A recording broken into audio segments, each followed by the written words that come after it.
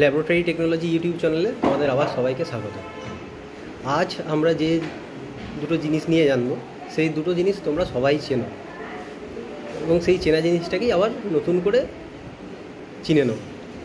তোমরা blood collection করতে গিয়ে খুব দরকারি একটা জিনিস টুর্নিকেট, এটা তোমরা সবাই দেখেছো, টুর্নিকেট শুনেছো।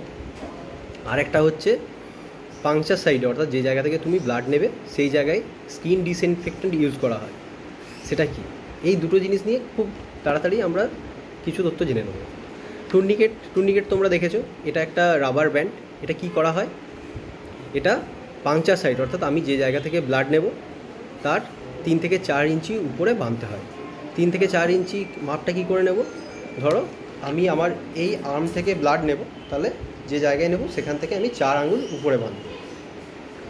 এখানে একটা প্রশ্ন হলো, একটা টুর্নিকেট আমি একটা পেশেন্টের হাতে কতক্ষণ বেঁধে রাখতে পারি? এর উত্তর তোমরা আশা করি জানো।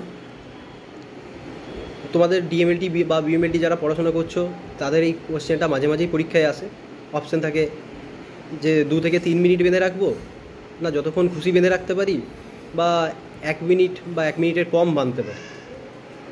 তাহলে এর উত্তর হচ্ছে আমরা একটা পেশেন্টের টুর্নিকেট হাতে 1 মিনিটের কম সময় বাঁধব। নেক্সট, যে ডিসইনফেক্টেন্টটা ইউজ করি সেটার কী নাম?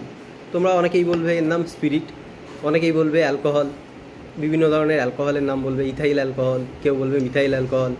কিন্তু আমরা স্কিন ডিসইনফেক্টেন্টের জন্য 70% আইসোপ্রোপাইল অ্যালকোহল ইউজ করি। তাহলে কী শিখলাম?